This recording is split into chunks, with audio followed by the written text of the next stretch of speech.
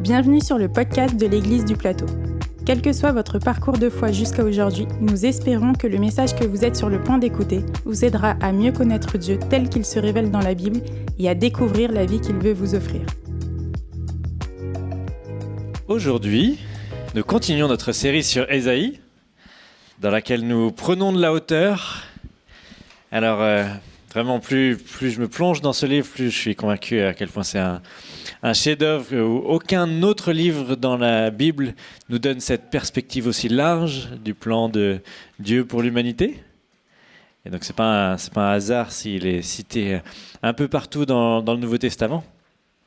Et peut-être si vous n'en êtes pas convaincu et que vous lisez le Nouveau Testament régulièrement, essayez de trouver une Bible qui vous donne les petites références à côté, parce que des fois, c'est pas toujours marqué, comme le dit Ésaïe, 2 points, mais c'est rempli de citations, d'allusions à Ésaïe dans tout le Nouveau Testament. Et donc cette semaine, on va encore prendre la hauteur et on va passer un peu aux choses sérieuses, parce que la semaine dernière, c'était un petit peu l'échauffement. On a vu un texte qui est assez particulier, qui est assez unique dans le livre d'Ésaïe, qui se centre sur la personne d'Ésaïe, qui est assez personnelle, qui est assez centrée sur ce qu'il a vécu face à Dieu.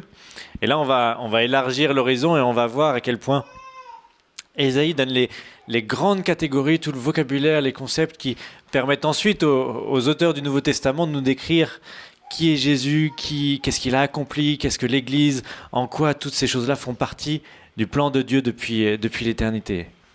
Alors, ça va être peut-être un petit peu intense ce matin. Je suis à la fois enthousiaste par la richesse de l'enseignement d'Ésaïe sur ce sujet et un petit peu anxieux de ne pas vous donner quelque chose de trop indigeste, parce que quand on commence à se balader entre l'Ancien et le Nouveau Testament, ça peut le devenir. Comme toujours, on a un temps d'échange à la fin. Si vous êtes perdu à un moment, on pourra échanger pour rattraper un petit peu ce qui aurait été perdu en route. Et je vais essayer d'être aussi synthétique que possible, parce que voilà, on pourrait aller dans pas mal de directions. Mais il y a quelque chose de très fort dont je voudrais vous parler ce matin au sujet de ce que Ésaïe dit concernant les nations.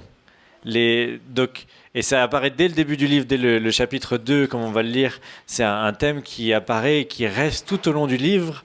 Et donc les nations, dans le vocabulaire, pas seulement d'Ésaïe, mais de la Bible de manière générale, c'est une manière de décrire l'humanité moins Israël.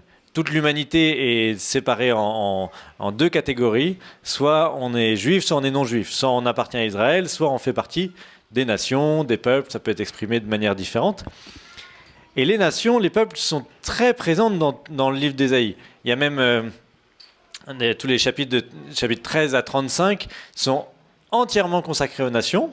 Alors pour ceux qui l'ont lu, et je félicite ceux qui ont commencé le plan de lecture pour essayer de lire l'ensemble d'Ésaïe pendant cette série, on va arriver à ces chapitres 13 à 35 qui sont à la fois consacrés aux nations, mais qui sont que des chapitres de condamnation, donc c'est pas les plus fun à lire, on va être très clair, mais ça nous donne la perspective de Dieu sur la situation.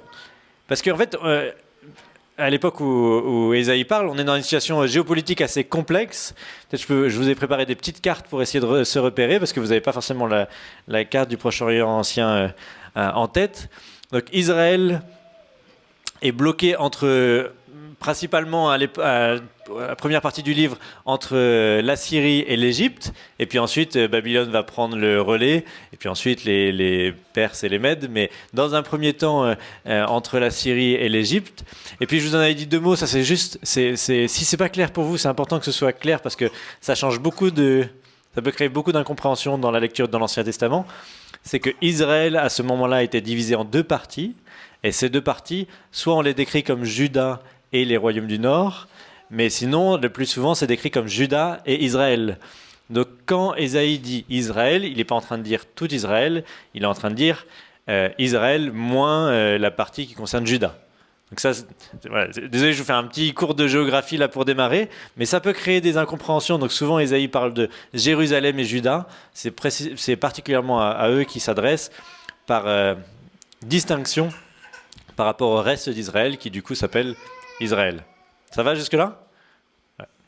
Donc, mais ça fait partie des difficultés de lire les prophètes de manière générale, c'est qu'ils présupposent une connaissance de la géopolitique de l'époque que, en général, nous n'avons pas. Et ça vaut le coup, des fois, simplement avec une Bible d'études, d'avoir un petit peu le cadre pour éclaircir ces choses-là. Et donc, pourquoi Dieu est si critique, donne tellement de condamnation pour ces nations qui ne sont pas son peuple, on pourrait dire, qui ne sont pas Israël. En fait, Dieu est en train de rappeler à Israël sa vision du monde, la manière dont il voit la situation. Israël pourrait avoir l'impression d'être bloqué comme ça, un peu insignifiant, ou Juda être bloqué et face à ces grands empires, et soit de désespérer, soit de créer des alliances, soit essayer de se conformer et d'essayer de suivre leur Dieu en espérant avoir plus de chance. Et Dieu dit à Israël, je suis au contrôle, c'est moi qui maîtrise l'histoire. Je suis plus grand que la Syrie, je suis plus grand que l'Égypte, je suis plus grand que Babylone, je suis plus grand que la Syrie, que tous ces autres peuples qui sont autour de vous. Leurs dieux ne sont que des faux dieux. Je suis le seul vrai Dieu, le seul capable d'annoncer l'avenir et de vous protéger, de vous conduire là où je veux vous conduire. Et donc, ça c'est un message plutôt positif pour Israël. Mais il y a ce message qui pourrait paraître complètement désespérant pour tout le reste du monde, avec tous ces chapitres de condamnation. Mais en fait, ce n'est pas du tout un message entièrement négatif. En fait, le message est à la fois positif et négatif d'une manière assez similaire de ce que Dieu dit à son peuple, à Juda, à Israël. On avait vu la semaine dernière que Dieu dit à Ésaïe, « Tu es mon prophète, tu vas aller leur annoncer un jugement, tu vas annoncer leur destruction. » Mais à la fin, à toute la fin du chapitre 6, il lui dit « Mais il y aura un renouveau, il y aura une souche qui va renaître, donc tout n'est pas perdu. » Et Dieu fait pareil avec les nations. Il leur dit « Voilà, là vous allez être jugés pour toute votre infidélité, pour la manière dont vous oppressez mon peuple, etc. Mais j'ai un plan pour les nations, j'ai quelque chose de prévu pour toute l'humanité. » On va lire la manière dont c'est présenté pour la première fois en Ésaïe chapitre 2. À partir du premier verset. Parole d'Ésaïe, fils d'Amos, ce qu'il a vu à propos de Juda et Jérusalem. Encore une fois, c'est la partie d'Israël à qui s'adresse Ésaïe en priorité. Un jour viendra où la montagne de la maison du Seigneur sera fermement établie au sommet des montagnes et se dressera au-dessus des collines. Alors tous les peuples afflueront vers elle. Des foules nombreuses se rendront et diront « En route, montons à la montagne du Seigneur et à la maison de Dieu, du Dieu de Jacob. Il nous enseignera ce qu'il attend de nous et nous suivrons ses chemins. En effet, c'est de Sion, donc de Jérusalem, que vient l'enseignement du Seigneur, c'est de Jérusalem que nous parvient sa parole. » Et cette promesse très forte de dire « Dieu a prévu quelque chose pour Israël, une bénédiction, mais aussi va permettre, une fois qu'Israël sera béni, une fois que Jérusalem sera restaurée, d'être le moyen par lequel les nations viendront jusqu'à Dieu et recevront son enseignement. Israël accomplira un jour sa mission, qui a toujours été sa mission, d'être la lumière des nations. Et donc, dans un contexte de lutte permanente dans laquelle vivait Juda, dans laquelle vivait Israël, avec toutes ces nations autour, ça devait être assez incroyable d'avoir cette perspective que non seulement Dieu va nous sauver, mais en nous sauvant, il va faire de nous le moyen de salut pour les nations. Et c'est déjà assez fort dit comme ça, mais je voudrais vous citer un autre texte qui va dans ce sens, mais qui le dit d'une manière absolument remarquable. C'est un texte assez incroyable dans tout le livre d'Ésaïe. Je vous lis au chapitre 19, à partir du verset 19, et en fait, jusqu'au verset 19, tout le chapitre est un chapitre de condamnation de l'Égypte. Et arrivé au verset 19, il y a cette transition. Ce jour-là, il y aura au centre de l'Égypte un autel pour le Seigneur et une pierre dressée en son honneur à la frontière du pays. Ce sera un signe attestant que le Seigneur de l'univers est présent en Égypte. Quand les Égyptiens appelleront le Seigneur au secours contre ceux qui l'oppriment, il leur enverra un sauveur qui prendra leur défense et les délivrera. Alors le Seigneur se révélera aux Égyptiens, ceux-ci le connaîtront et l'adoreront par leurs sacrifices et leurs offrandes, ils lui feront des promesses et ils les tiendront. Quand le Seigneur aura frappé les Égyptiens, il les guérira. Eux-mêmes reviendront à lui, il accueillera leurs demandes et il les guérira. Ce jour-là, regardez ce qui est écrit. Ce jour-là, une route reliera l'Égypte à l'Assyrie. Les Assyriens iront en Égypte et les Égyptiens en Assyrie. Ensemble, ils rendront un culte au Seigneur. Ce jour-là, à côté de l'Égypte et de l'Assyrie, il y aura en troisième lieu Israël. Ce sera un exemple vivant de la bénédiction que Dieu apportera au monde. Le Seigneur de l'univers bénira le monde en ces termes. Je bénis l'Égypte, mon peuple. Je bénis l'Assyrie que j'ai créée de mes mains. Je bénis Israël, la part qui est bien à moi. C'est assez incroyable. Dans ce contexte, on a ces deux géants, l'Égypte et la Syrie, qui s'affrontent en permanence et à cause desquels Israël se retrouve en permanence en sandwich. Le parallèle vaut ce qu'il vaut, mais c'est un peu comparable à la situation de l'Ukraine en ce moment entre la Russie et l'Europe, constamment en tension parce qu'elle se retrouve comme un petit pays entre deux grands empires. Et là, la promesse est très forte de dire l'Égypte va se tourner vers Dieu. Une fois que Dieu l'aura jugé, alors il y aura une restauration. Et alors, la Syrie, Israël et l'Égypte seront unis pour adorer Dieu. Dieu a promis et a prévu quelque chose de commun pour la Syrie, pour Israël et pour l'Égypte. Alors pour les auditeurs d'Ésaïe, ça devait sembler être un peu de la science-fiction, ce genre de promesse. Et encore aujourd'hui, on peut se dire, mais c'est assez fou, ça peut apparaître comme de la science-fiction, et on peut se demander, mais comment ces prophéties s'accomplissent ? Quand et comment on peut espérer voir ces prophéties au sujet des nations s'accomplir ?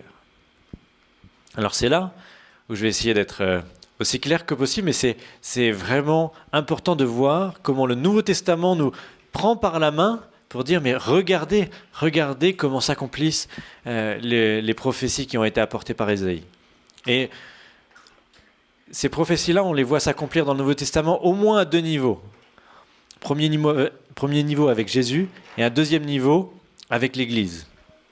Et donc on va prendre en deux parties un texte de Paul qui décrit justement comment ces choses-là s'accomplissent en Jésus et comment elles s'accomplissent dans l'Église.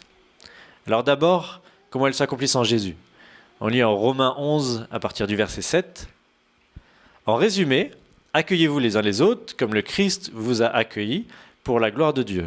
En effet, je vous l'affirme, le Christ s'est mis au service des Juifs pour attester que Dieu dit vrai. En cela, il a confirmé les promesses que Dieu a faites à leurs ancêtres, les promesses des prophètes. Du même coup, ceux qui ne sont pas juifs louent Dieu pour sa bonté, comme le déclare l'Écriture. Et là, il démarre toute une série de citations de l'Ancien Testament, pour lesquelles je vous ai mis les références. C'est pourquoi je te louerai parmi les autres peuples et je chanterai en ton honneur.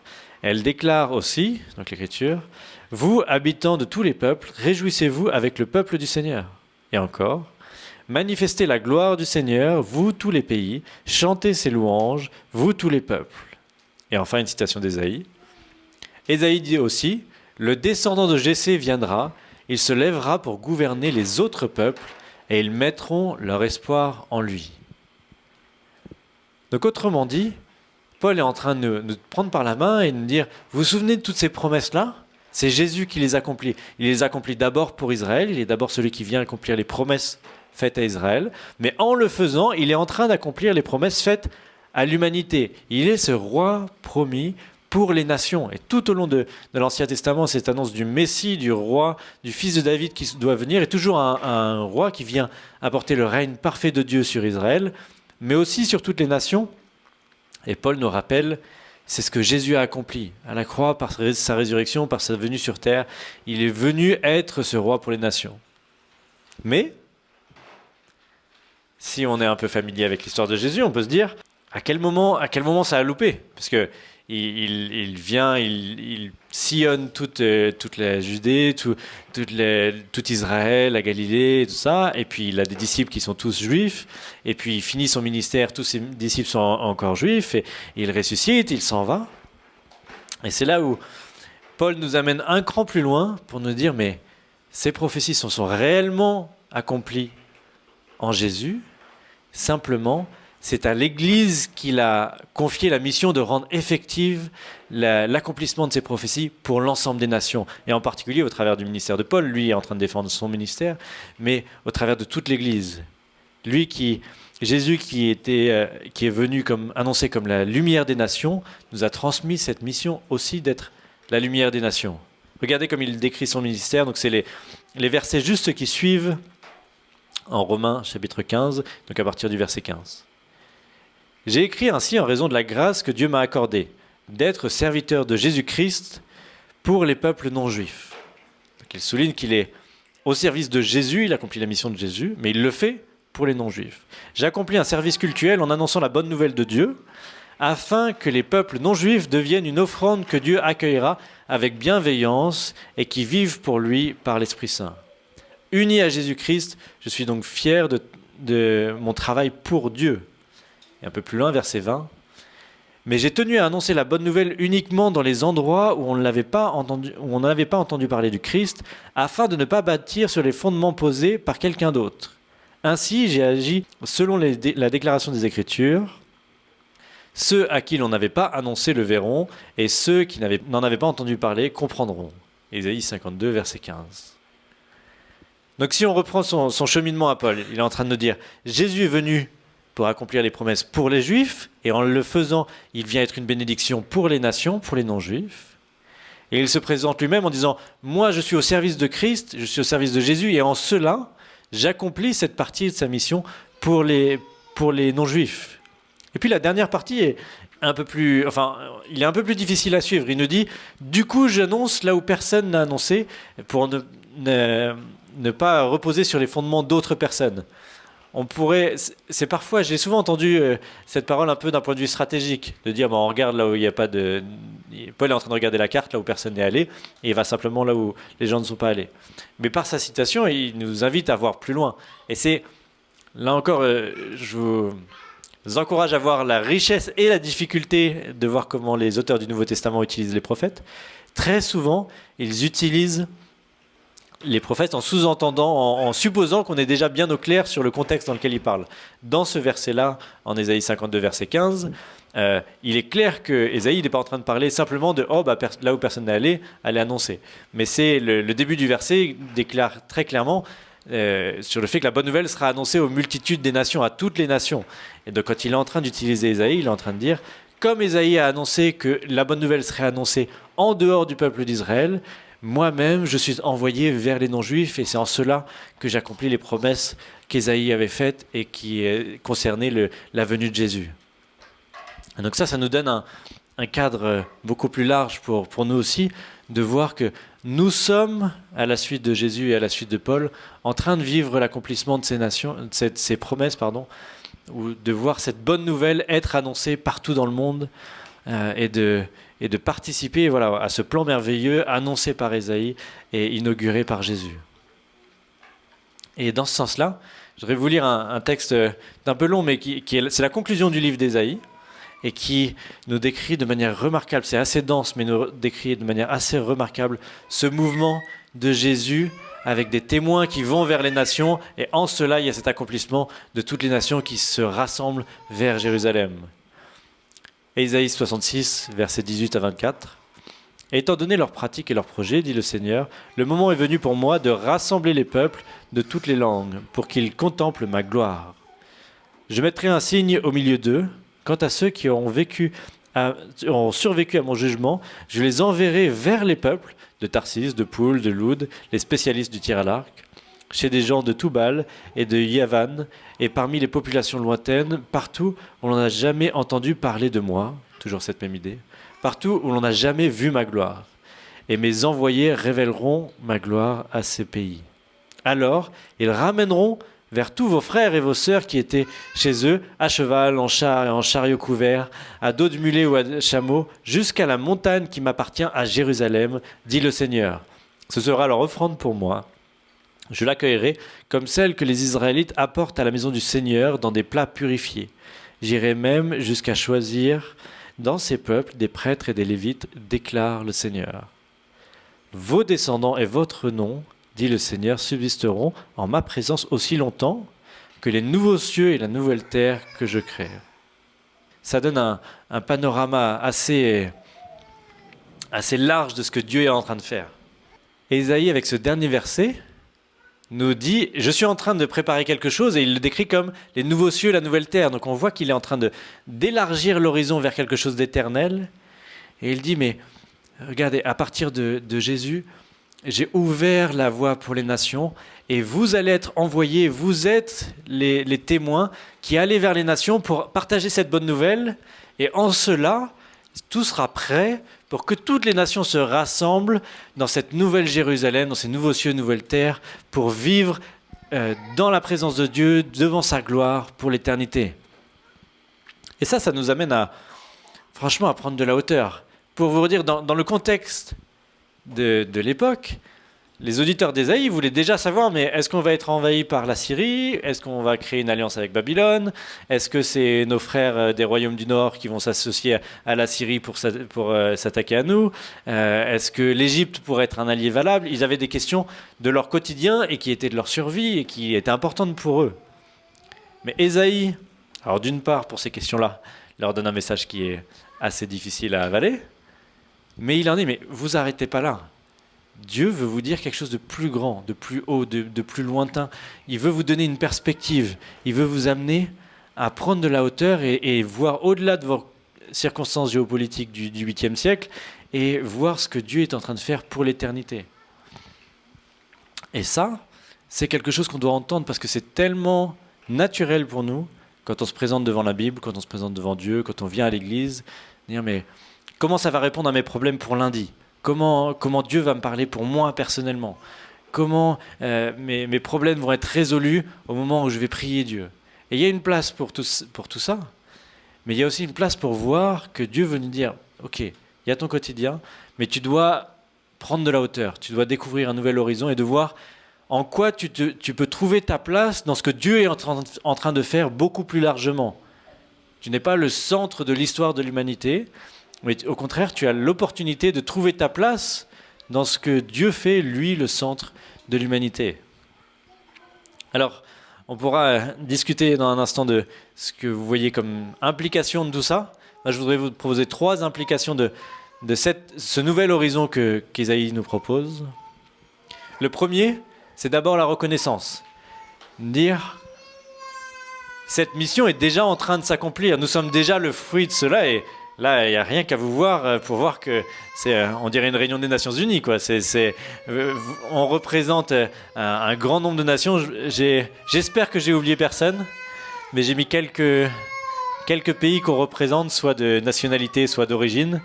Alors, le Chili, malheureusement, on a mangé la dernière fois avec Fernando et Marielle hier, mais voilà, pour une église comme la nôtre, la représentation est extrêmement large et nous sommes la preuve que cette mission est en marche et qu'elle fonctionne et que Dieu agit et a envoyé ses témoins vers les nations.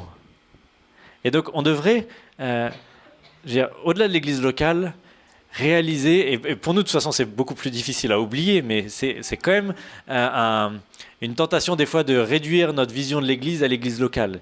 Et on doit se souvenir que nous faisons partie d'une église universelle qui nous donne des frères et sœurs partout dans le monde. Et on veut aussi essayer, dans notre fonctionnement d'église, de maintenir ça de manière concrète, par notre générosité, notamment avec les liens qu'on veut créer avec une fac de théologie au Togo. Là, je vous en dirai peut-être plus, mais on est en discussion avec une église à Londres qui pourrait nous soutenir et avec laquelle on veut créer des liens. Et voilà, on veut rendre concret ces liens avec nos frères et sœurs, pas simplement ici, localement, mais de réaliser que nous faisons partie d'une grande famille qui s'étend sur toute la terre. La deuxième implication, peut-être la plus évidente, celle à laquelle vous avez naturellement pensé, c'est que nous faisons partie d'un peuple qui est en mission pour annoncer cette bonne nouvelle jusqu'aux extrémités de la terre. Notre maître, juste au moment de partir, il nous a donné cette mission. Une des formulations, c'est celle qu'on trouve en acte 1. « Mais vous recevrez une force quand l'Esprit Saint descendra sur vous. Vous serez alors mes témoins à Jérusalem, dans toute la Judée, en Samarie et jusqu'au bout du monde. » Alors, déjà sur le plateau, on est déjà loin de Jérusalem et de Samarie. On a déjà avancé dans ce projet-là. Mais de manière tout à fait unique aussi, ici même, on a des gens de toutes les extrémités de la terre qui viennent pour travailler, pour étudier. On a cette chance si on veut être des témoins de la bonne nouvelle, il suffit d'aller sur le campus et de parler à peu près à n'importe qui. On voyage à chaque discussion. Ça me fait penser à l'instant, Kathleen faisait la collecte hier. Et donc elle était à l'entrée en parlant en français. Et puis la première personne qui a réagi était un peu gênée de lui faire comprendre qu'il ne parlait pas anglais. Et du coup lui répond en anglais. Et là d'un coup Kathleen, ah parfait, je peux te répondre directement en anglais. De toute façon, on ne peut pas supposer quelle est la langue maternelle de la personne qu'on croise ici sur le campus. Nous représentons, comme le dit Ésaïe, les populations lointaines, celles qui n'ont jamais entendu parler de Dieu. Et nous avons l'opportunité d'être des témoins localement vers des personnes qui, elles, dans quelques mois, quelques années, repartiront aux quatre coins du monde. Mais ça n'exclut pas la possibilité que Dieu puisse nous appeler à aller aux extrémités de la terre. Et c'est le genre de truc, on rappelle souvent que Dieu n'appelle pas forcément tout le monde à être missionnaire à l'autre bout du monde, mais une fois qu'on a dit ça, ça n'empêche pas qu'il n'appelle pas non plus que les autres. Donc on ne peut pas exclure, vous ne pouvez pas exclure que ce n'est pas vous qui l'appelle. Et donc je vous encourage à simplement faire cette prière à Dieu, de clarifier, de dire est-ce que tu veux que je te serve ici ou est-ce que tu veux que je te serve là-bas. Et donc Pascal nous avait fait la pub des voyages missionnaires de la WEC la semaine dernière. Et il y a plein d'opportunités comme ça. Ça peut être une opportunité de faire cette prière à Dieu, de dire est-ce que déjà pour quelques semaines, pour quelques mois, je voudrais m'y essayer entre guillemets et voir si c'est là où tu m'appelles. Et la troisième implication, qui est peut-être la plus évidente mais qui me semble extrêmement importante, c'est cette implication en termes de paix. C'est qu'une fois que nous appartenons à une famille qui est dans toutes les nations, que nous avons des frères et sœurs partout dans le monde, alors nous devrions voir différemment les autres nations. Ça devrait nous motiver à être un peuple qui travaille pour la paix partout dans le monde. Le premier texte que je vous ai lu en Ésaïe 2 annonçait cette bonne nouvelle pour les nations. Et puis juste après, je me suis arrêté au verset 3, mais le verset 4 est remarquable, je vous le lis. Avec leurs épées, ils forgeront des socs de charrues. Donc avec leurs armes, ils en font des instruments agricoles. Et la deuxième phrase dit la même chose. Avec leurs lances, ils feront des faucilles. On ne lèvera plus l'épée un pays contre l'autre. On ne s'exercera plus à la guerre. Oui, une fois qu'on fait tous partie du peuple de Dieu, une fois que l'Assyrie, l'Égypte et Israël adorent le même Dieu ensemble, alors cette question de lutte armée devient obsolète. Et malheureusement, ça ne s'applique pas toujours de cette manière-là, dans la mesure où ce n'est pas toujours des nations, et c'est en général pas des nations qui se tournent vers Jésus.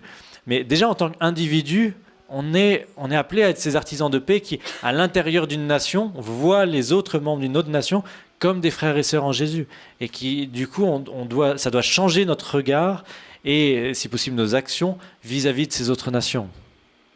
Alors ça peut être le genre de choses qui peut nous laisser un peu perplexes en disant mais ça nous dépasse, de toute façon c'est pas nous qui décidons qui part en guerre avec qui, et heureusement, mais ça ne veut pas dire que ça n'a pas d'implication pour nous, déjà dans notre regard, mais aussi dans la manière dont on en parle, la manière dont on prie, et puis ça n'exclut pas là encore que Dieu puisse nous envoyer sur certains terrains qui sont en conflit pour être des artisans de paix. C'est quelque chose dont on ne parle pas forcément beaucoup dans nos églises, mais d'autres églises sont très impliquées dans les processus de paix, justement en soulignant, en venant, non pas pour soutenir un camp, mais pour être les représentants du royaume de Dieu, dont il y a des frères et sœurs des deux côtés de l'affrontement. Et donc c'est peut-être quelque chose qui peut nous sembler nous dépasser, mais qui doit être une implication naturelle de notre appartenance à un peuple qui se répand partout sur la terre et qui un jour vivra uni, rassemblé devant Dieu. Donc voilà, en conclusion, je veux vous laisser avec cette belle image de ce que Dieu est en train de faire. Il est en train d'accomplir quelque chose de grand. Il est en train d'envoyer des témoins vers toutes les extrémités de la terre pour qu'un jour il puisse rassembler son peuple de toutes les extrémités de la terre pour que ensemble nous puissions dans la nouvelle Jérusalem vivre dans sa présence face à sa gloire. Et ça doit dépasser ça doit nous donner un horizon beaucoup plus large que les réalités de nos quotidiens. Ça doit nous amener à être reconnaissants pour ce que Dieu est en train de faire, à considérer quelle peut être notre mission là-dedans de témoins vers les nations, et de considérer aussi dans quelle mesure nous pouvons être des artisans de paix dans un monde qui en a cruellement besoin. Alors, je voudrais simplement terminer en vous citant encore un dernier texte d'Ésaïe sur ce sujet, qui nous donne encore cette saveur de ce vers quoi nous voulons aller. Ésaïe 25, verset 6. Sur la montagne de Sion, le Seigneur de l'univers offrira à tous les peuples un banquet de viande grasse arrosée de vin fin, des viandes tendres et grasses, des vins fins bien décantés. C'est là qu'il supprimera le voile de deuil que portaient les populations, la couverture de tristesse étendue sur tous les peuples, et il supprimera la mort pour toujours. Le Seigneur Dieu essuiera les larmes sur tous les visages, dans l'ensemble du pays. Il enlèvera l'affront que son peuple a subi. Voilà ce qu'a promis le Seigneur. Je vais simplement terminer par la prière et puis, comme toujours, on pourra échanger sur ces différents éléments. Seigneur, je te loue pour le plan merveilleux qui nous dépasse et dont nous sommes les bénéficiaires. Si nous sommes là ce matin, c'est que tu es vraiment le Dieu des nations. Tu es vraiment celui qui veut rassembler ton peuple de tous des quatre coins de la terre. Et Seigneur, donne-nous d'intégrer cette vision des choses et de faire de nous des témoins ici, des témoins au loin, des artisans de paix, pour que nous puissions témoigner de cette œuvre merveilleuse que tu es en train de faire et qui s'accomplira dans l'éternité. Amen. Si vous voulez en savoir plus sur le message que vous venez d'entendre ou sur l'Église du Plateau, contactez-nous sur notre site égliseduplateau.fr ou sur nos pages Facebook et Instagram.